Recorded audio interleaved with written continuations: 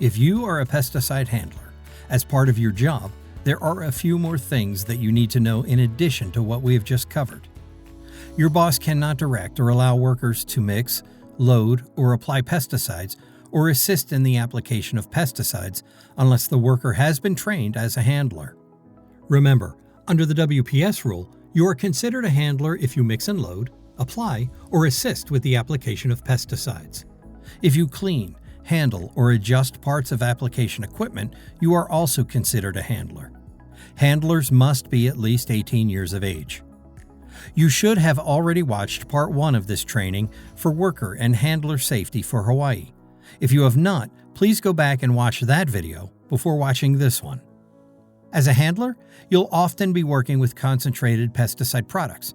This is why it's important to read and clearly understand the label instructions for proper handling and use of that product. The pesticide label is the best source for information on proper application steps for the best results. Applying too little or too much pesticide product to a crop may affect crop yields or even cause permanent damage to the crop, the environment, or workers. Your employer is required to provide information for you to better understand the pesticide products you are using, why and how they're being used, and how to access the label information you need in order to have safe and effective applications. Labels are also packed full of information that is essential to the handler. In addition to details such as the product name, EPA registration number, manufacturer, and active ingredients, you'll find material related to environmental impact, storage and disposal, and potential health hazards along with first aid instructions in case of accidental exposure. Handlers are also protected with the availability of PPE or personal protective equipment. The label will specify required PPE necessary for the mixing, loading, and application of the product.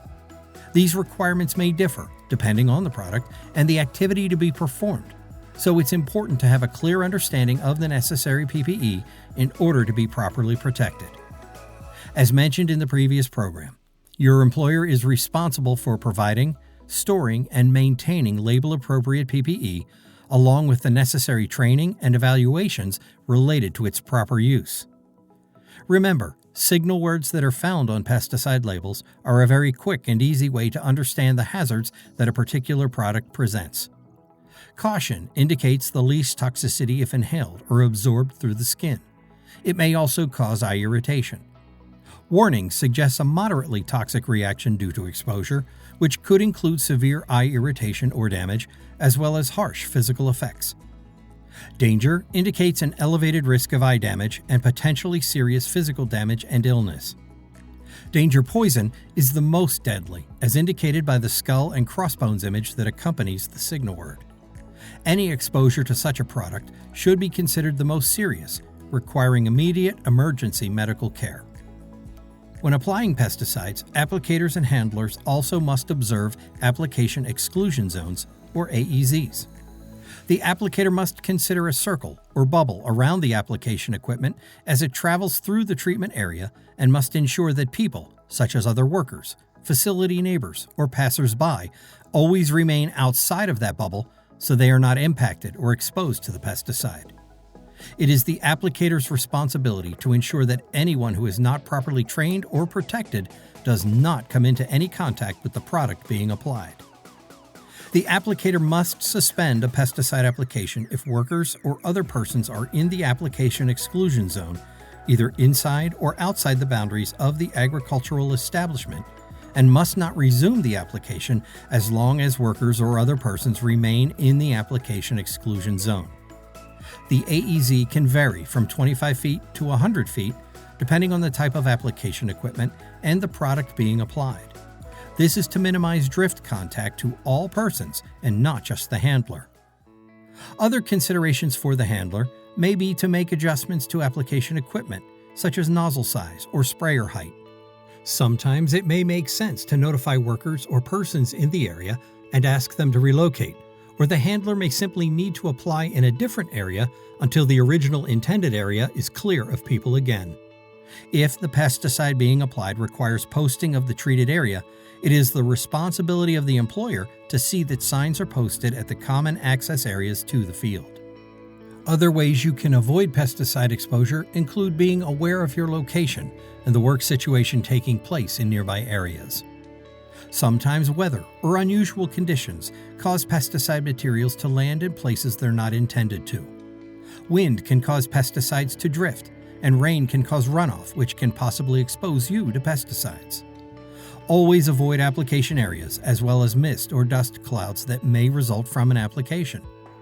Applicators and handlers should monitor wind or other weather conditions to minimize drift and runoff. Many pesticide labels have specific restrictions related to wind speed or rain. Again, reading and following label instructions is the law. Keep in mind that runoff of pesticides can contaminate bodies of water or areas that were not targeted by the pesticide application. Handlers should also be careful about applying pesticides near bodies of water, near sensitive ecosystems, or in areas where there is wildlife. The environmental hazards section on the label will provide specific information about the product's potential hazards to the environment. As a handler, even when you are not applying pesticides, it is important that you manage them properly to avoid accidents or potential exposure. Again, your employer will provide decontamination supplies such as clean water, soap, and single-use or paper towels. These items must be available in case of potential exposure and for routine decontamination. In the field, at least 1 pint of water in a portable container must be available for each handler. A clean change of clothes, such as coveralls, will also be provided as necessary. Because heat stress is another consideration in working in warm weather or with additional PPE, recognizing the signs and appropriate responsive actions is also critical. If you're experiencing symptoms such as headache, nausea, dizziness, weakness, irritability, thirst, heavy sweating, or elevated body temperature, you may be experiencing heat stress. Remember, to deal with heat stress, find a cool place to rest outside the treated area. Remove excess PPE and clothing. Get yourself a cold drink and have someone sit with you until you start to feel better. You may need to occasionally transport pesticides, perhaps from storage to a mixing loading station or to another farm property, etc. When doing so, make sure to properly secure pesticide containers in an upright position so that they cannot tip over or be struck by other equipment. Perhaps they can be placed in a secondary storage container for safe transport. And never carry pesticides in the vehicle's passenger compartment or where food or livestock may be carried. It's also a good practice to keep copies of the labels and SDS for products being transported in case of an accidental spill incident. Once a pesticide application is completed, all equipment must be properly cleaned and stored, while all pesticides must be kept in their original containers and placed in a locked storage area where only qualified and trained handlers or applicators can access them. Pesticides must never be stored in the same area as food, feed for livestock, or PPE. Remember, pesticide exposure can also reveal itself in a number of different ways. Sometimes you feel the effects immediately. These are called acute effects. Delayed effects are when you have been exposed but don't feel any impact until a later time. This could be hours or days. Sensitization effects are when the pesticide needs to build up certain levels in your body before you feel those effects. And sometimes you may feel effects after having been exposed over a course of many months or years. These are chronic effects and can have long-lasting impact. What should you do if an accidental pesticide spill occurs? It can happen. Sometimes a container gets knocked over, or a few ounces get spilled during a mixing procedure. Whatever the reason, it can happen. The best response is to remember the 3 C's: control, contain, and cleanup. Before you touch anything, if you're not already wearing PPE, make sure you're protected properly. Gloves, eye protection, even a respirator mask if the product requires it. First, control the spill. Return any overturned containers to an upright position. Place a damaged container inside of another container. Take the appropriate measures to protect the environment, yourself, and others in the process of controlling the material from spilling further. Next, contain the spill. Use a spill kit, absorbent clay products, or even dirt itself to create a barrier around the spill to prevent it from spreading or flowing any further. Pay special attention to drain areas or natural bodies of water, and do what you can to prevent harm to the environment. Finally, clean the spill thoroughly and completely. Follow all the label instructions for proper disposal, as well as any local or state laws about removal. Do everything possible to return the location of the spill back to its original condition. All of these safety precautions may seem like a lot more work, but if you educate yourself about the pesticides you use, know where to find the information you need to safely apply pesticides, and use your common sense, it will be easy to protect yourself, your coworkers, and your family. Before we finish, the Hawaii Department of Agriculture, or HDOA, has a handful of additional items for you to consider as a pesticide handler. Remember that the pesticide products you work with and apply on the farm are more heavily concentrated and potentially more hazardous than the products you might find at a local hardware or garden store. These products are not designed to be used at home, and it is unsafe and illegal to do so.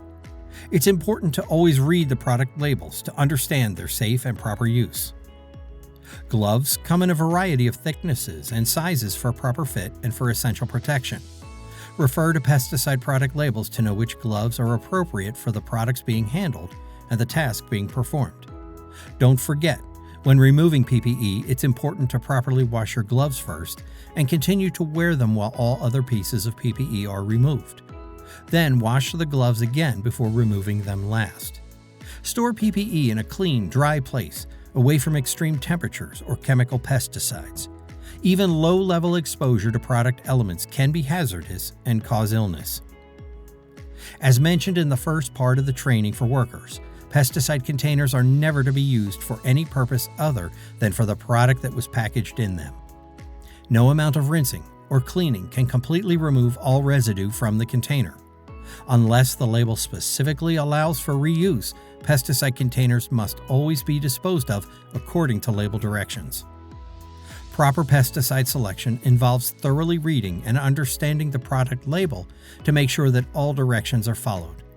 This includes making sure that the product being used specifically lists the crop and the pest being targeted. Pesticides are formulated to treat specific types of pests and crops. Ignoring or violating those guidelines is illegal and can be dangerous to crops, humans, and the environment. Applicators must also be familiar with the maximum application rates for pesticide products, and this can be found on the label. There is a maximum rate permitted for a singular application, as well as a maximum rate permitted over the course of a growing season or year. For example, a field of cacao can be sprayed with paraquat at a rate of 2.7 pints per acre, but there can be no more than 5 applications made throughout the year. There may also be restrictions for the amount of active ingredient permitted from all products containing that active ingredient throughout the year or growing season. This ensures that the pesticide residues on the crop are within the tolerance set by EPA, meaning that the crop is safe to eat by the time it reaches the dining table. Contact HDOA for specifics related to the maximum rates permitted if you are unsure. And finally, make sure to allow for an air gap or include a properly fitted backflow device when filling sprayers and other application devices in order to keep our water supplies safe. As a pesticide handler, you have a responsibility to your employer and your coworkers to perform applications and other activities in a proper and careful manner. Your employer will supply the tools and information you need to do these tasks and to do so successfully. Thanks for your attention to these additional steps and for your willingness to do what it takes to be a safe and effective handler at our facility.